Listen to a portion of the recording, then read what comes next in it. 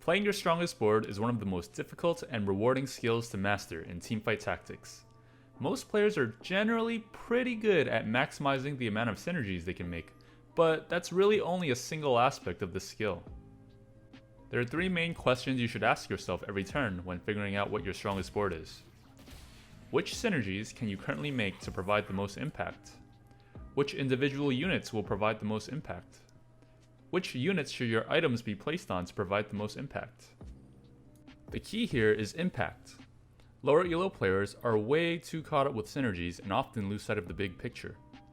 In this video, I'm going to show you 3 scenarios where a lot of players might end up not playing their strongest board. So currently I have a Jace, a Ziggs 2 and a Mordekaiser on my board, along with a Leona and a Poppy in my shop. I think a lot of players will tunnel on this and just play 4 Vanguards because it's the best synergy they can make. While 4 Vanguards is good, it's not the strongest because if you play 4 Vanguards, you're going to have 2 pretty low impact units, which are Leona and Poppy. These 2 units don't really do that much besides tank, and if you play 4 Vanguards, your only damage is basically going to be Jace.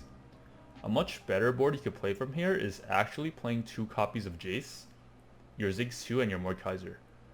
Although you're giving up a better synergy, Jace and Ziggs 2 are such high value units that it'd be a waste not to play them, and you're going to have a lot more damage by playing this board as opposed to 4 Vanguards.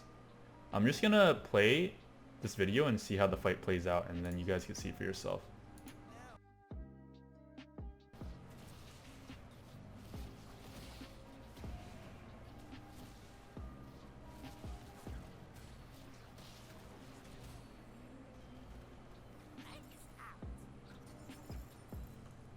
So it's stage 4-3 in this clip, and I end up leveling to 8 and I roll down. I hit a Wukong 2 while also collecting all 6 cybernetics. The best synergies I could probably make right now are 6 cybers, and then you splash in Wukong and Ezreal. This gives you Vanguard, Blaster, and Chrono.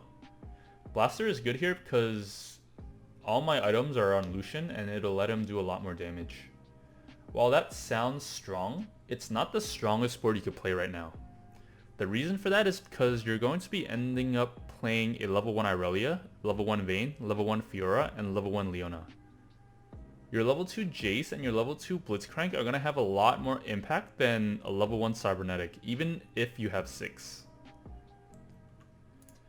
Right now, my high impact units are my Blitz, Jace, Vi, Lucian, and Wukong, only because they're all 2-star upgraded.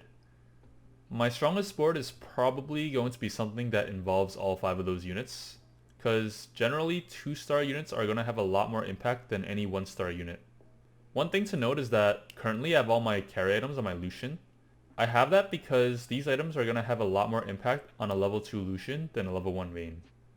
You could argue that it's better to play Irelia here instead of Leona, but Leona is actually a better unit than Irelia here because Irelia alone isn't that good, and Leona here is going to benefit from both the Cybernetic and the Vanguard buff, so she's going to be able to survive a lot longer than Irelia.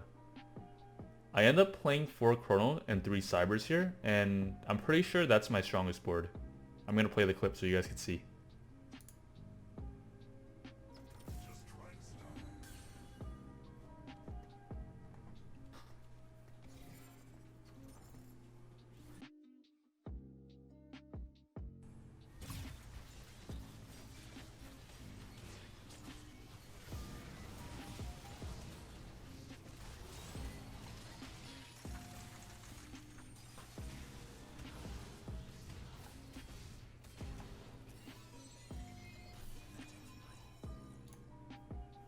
So in this clip, it's near the end of the game.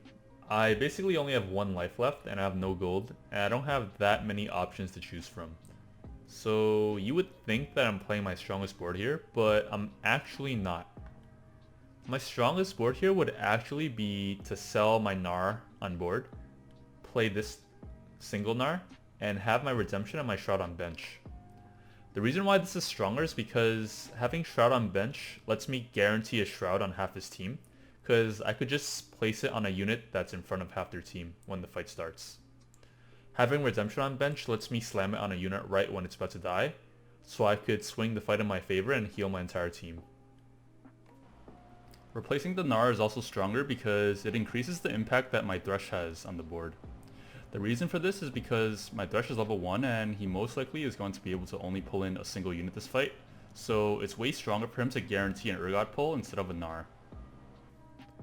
But I chose not to do that because it basically makes me give up any chance of me hitting Gnar 2, because I'm only one unit off Gnar 2 and I decided to greed a little and eventually I get rewarded for it.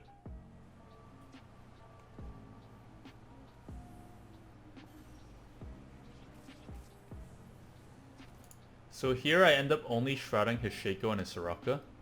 Had I sold this Gnar and played this Gnar instead, and moved my Thresh to the left side of the board, I could have placed my Shroud at the beginning of the fight, shrouding his Victor and his Thresh, which were much more impactful than these two units.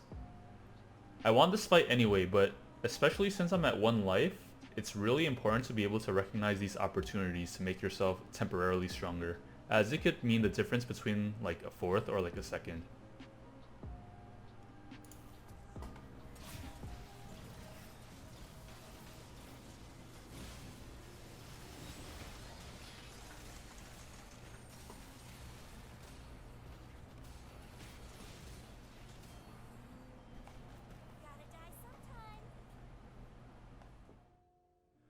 Playing your strongest board is a skill that even I'm continuously working on.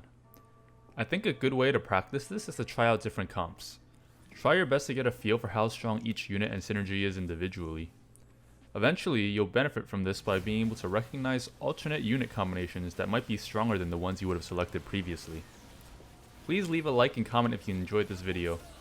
Also, to celebrate the success of my YouTube channel, I'll be providing a free coaching session to 2 of my subscribers that like and comment on this video. Thanks so much for watching. I'll see you guys next time.